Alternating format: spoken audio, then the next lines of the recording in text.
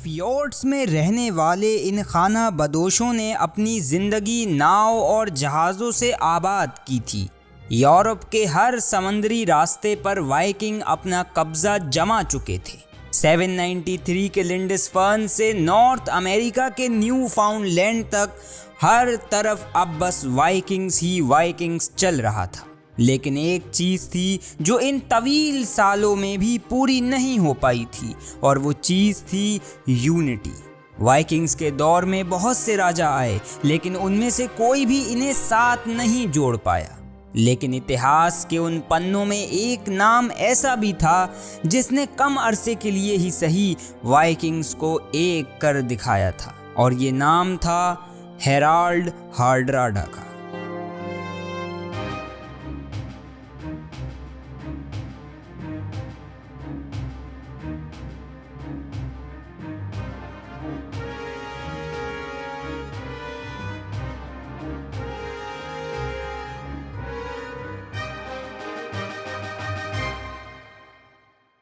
एक 1015 ये वही दिन था जब हेराल्ड ने वाइकिंग्स के इतिहास में अपनी जगह बनाई।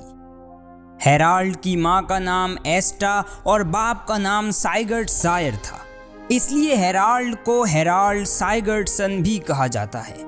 उसका एक सौतेला भाई भी था जिसका नाम ओलाफ साइगर्डसन था, और ये ओलाफ उस वक्त नॉर्वे का राजा था। हेराल्ड अपने तीनों भाइयों में सबसे छोटा था। वो अपने बड़े भाई ओलाफ को बहुत पसंद करता था, वही ओलाफ जिसने पूरे नॉर्वे पर अपनी पकड़ बनाई हुई थी। लेकिन ये पकड़ ज़्यादा देर तक नहीं चल सकी। 1028 में ओलाफ की गद्दी को छीन लिया गया। एक डैनिश रूलर जिसका नाम क्यूनट था, उसने नॉर्वे पर हमला करके उस पर अपना कब्जा जमा लिया। ओलाफ को नॉर्वे से निकालकर काइवन रूस भेज दिया गया। काइवन रूस वही जगह थी जहां आज यूक्रेन, रशिया, पोलैंड के बॉर्डर्स मिलते हैं, और कहा जाता है कि रूसवासी दरअसल नॉर्वे के ही रहने वाले लोग थे जो बहुत पहले नॉर्वे से यहां आए थे। 1030 में जब 15 साल के हेराल्ड को ये पता चला कि ओलाफ नॉर्वे वापस आ रहा है, तो वो 600 जाबाजों के साथ स्वीडन के ऊंचे मैदानों पर पहुंच गया। ओलाफ भी अपने कुछ साथियों को लाया था, जिसका साफ मतलब ये था कि दोनों भाई अपने बरसों पुराने राज को वापस लेना चाहते थे। ओलाफ स्वीडन के पहाड़ों को पार करता हुआ वेर्डल की वैली तक पहुंचा, जो स्वीडन के उस वक्त के कैपिटल निदारोस से 50 मील नॉर्थ में थी।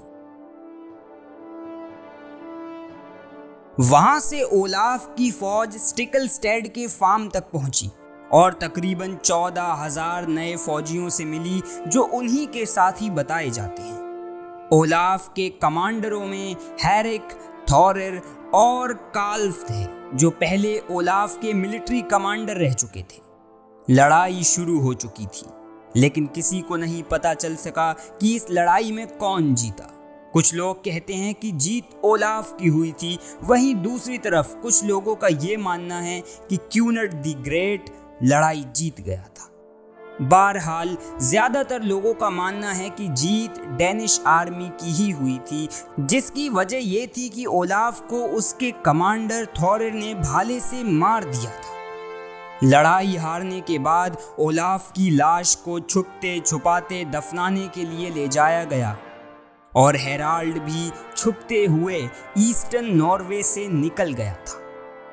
कुछ महीने हेराल्ड एक फार्म में रुका जहां उसने अपने जख्म भर लिए थे। वो जंग और अपने भाई को तो हार गया था, लेकिन उसको अपनी बहादुरी पर उतना ही यकीन था जितना ओलाफ को उस पर था। 1 महीने बाद हेराल्ड छुपते हुए स्वीडन की वादियों में भटकता रहा, और ठीक 1 साल के बाद वो उसी जगह पहुंचा जहां से ओलाफ वापस आया था। हेराल्ड काइवन रूस पहुंच गया था। वो कुछ वक्त एक बाजार में रुका जिसका नाम स्टारिया लडोगा था। उसके बाद वो अपनी रिश्तेदार इंगेगार्ड के पास रहने चला गया, जो वहां के प्रिंस यरोस्लेव की बीवी थी। प्रिंस यारोस्लेव को हेराल्ड के आने पर बहुत खुशी हुई और उन्होंने हेराल्ड का स्वागत बहुत अच्छी तरह से किया। यारोस्लेव को एक बेहतरीन मिलिट्री कमांडर की ज़रूरत थी जो उसे हेराल्ड की सूरत में मिल गया था। बहुत सालों तक हेराल्ड यारोस्लेव के साथ बहुत सारी जंगों में लड़ता रहा, जिनमें पोल्स, बेजेंटाइन वगैरह के साथ होने वाली जंगें शामिल हैं। बहुत सालों के बाद हेराल्ड अपने कुछ साथियों के साथ कीवन रूस के साउथ मिकलागार्ड पहुंचा।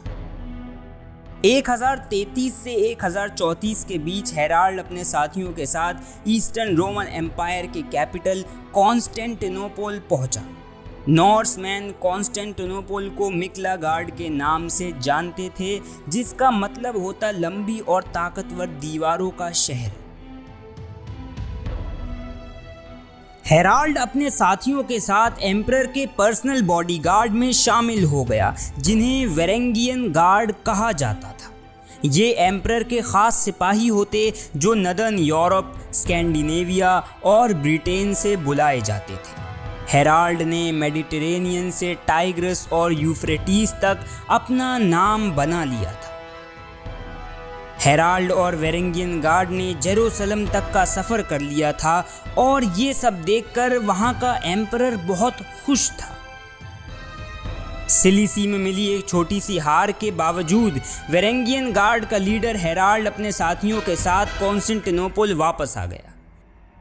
दरअसल हेराल्ड उस वक्त के एम्परर माइकल IV का बहुत चहीता बन चुका था, लेकिन माइकल IV के मरने के बाद माइकल V ने हेराल्ड को बिल्कुल नापसंद किया।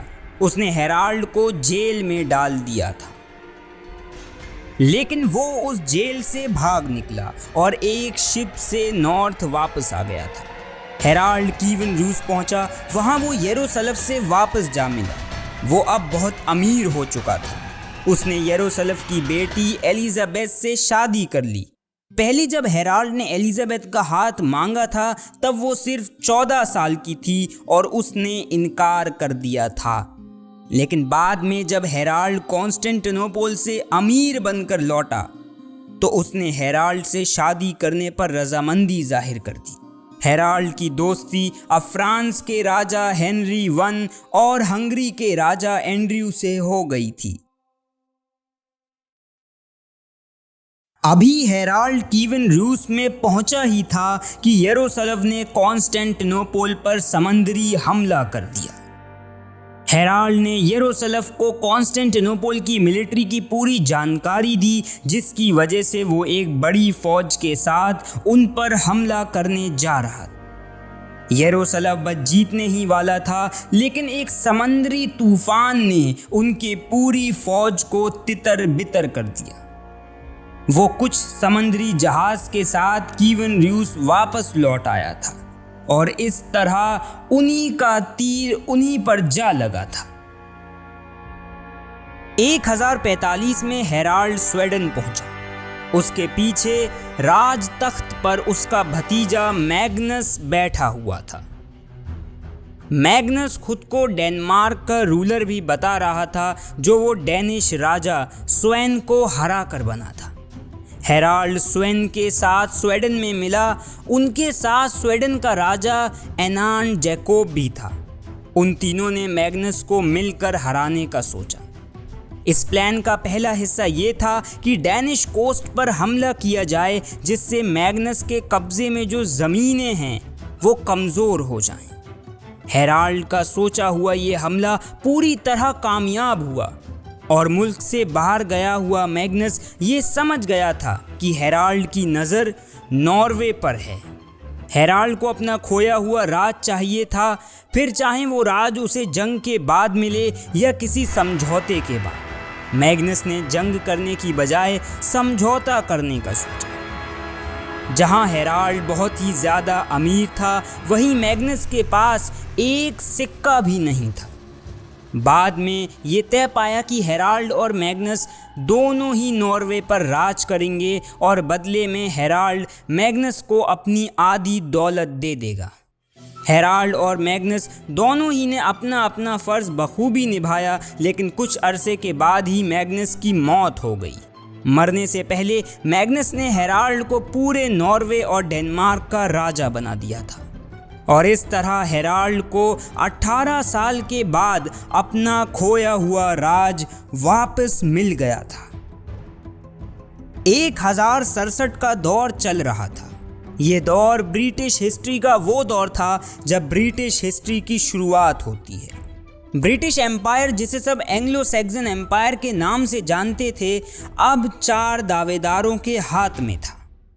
एडवर्ड द कॉन्फेसर के मरने के बाद राज गद्दी के 4 दावेदार थे। पहला हेरोल्ड गॉडविंसन, जो एडवर्ड का ब्रदर इन लॉ था। दूसरा विलियम ऑफ नॉर्मैंडी था, जो एडवर्ड का कजिन था। तीसरा एडगर एथिलिंग था, जो उस वक्त का प्रिंस था। और चौथा हेराल्ड हार्ड्राडा, जो ये समझ रहा था कि ये राज उसका ही है, जो उसे हार्थरा क्यूनट के साथ एग्रीमेंट पर मिला है, जो इंग्लैंड का पुराना वाइकिंग रूलर था। हेरोल्ड गॉडविंसन का कजिन टॉस्टिग हेरोल्ड से नफरत करता था, जिसका अंजाम ये हुआ कि वो हेराल्ड हार्ड्राडा का सपोर्टर बन गया और उसने हेराल्ड को राज गद्दी पर कब्जा करने के लिए उकसाया। हेराल्ड ने भी जंग का आगाज कर दिया था। सबसे पहले उन्होंने नॉर्थ इंग्लैंड से रेड की शुरुआत करी, जिसमें वो काफ़ी हद तक कामयाब भी हो गए थे। वो बैटल गेट ऑफ फिलफोर्ड पर पहुंचे, जहां उन्होंने काफ़ी खून बहाया। हेराल्ड अपनी पूरी ताकत के साथ स्टैमफोर्ड ब्रिज पहुंच गया था, जो नॉर्थ इंग्लैंड का एक अहम ब्रिज माना जाता था। हेराल्ड भी अपनी सेना के साथ तैयार खड़ा था और यहाँ से एक बड़ी जंग का आगाज हुआ, जो हेरोल्ड गॉडविंसन और हेराल्ड हार्ड्राडा के बीच में लड़ी गई। वाइकिंग्स इंग्लैंड में होने वाली जीत को महसूस ही कर रहे होते हैं कि तभी एक तीर हेराल्ड के गले में जाके लग जाता है। ये वाइकिंग्स के लिए एक बड़ा झटका होता है। सेना अपने राजा के बिना भला क्या लड़ पाती, और वैसे भी हेराल्ड के मरने के चंद घंटे बाद ही वाइकिंग्स का नामो निशान इंग्लैंड से मिटने लगा था। हेराल्ड उस जंग में जीत गया था। जिन वाइकिंग जहाज़ों को वहां पहुंचने में देर हो गई थी, वो समंदर से ही वापस चले गए थे। हेराल्ड भी ज़्यादा वक्त तक अपनी खुशी नहीं मना सका। नॉर्मैंडी के विलियम ने आके हेराल्ड की सेना को हरा दिया और पूरे इंग्लैंड पर अपना कब्जा कर लिया था। लिंडस्वर्न के अटैक से लेकर इंग्लैंड को जीतने में वाइकिंग्स उभरे और मिट गए। वो खाना बदोश जो ज़मीन को पाने के लिए निकले थे, ज़मीन में ही दबा दिए गए थे। उम्मीद करता हूँ आपको वाइकिंग्स की ये मिनी सीरीज़ अच्छी लगी होगी। हमारी अगली आने वाली सीरीज़ देखने के लिए हमारे चैनल को सब्सक्राइब कीजिए और बेल आइकन को प्रेस कीजिए। फिर मिलते हैं आपसे अगली धमाकेदार वीडियो में।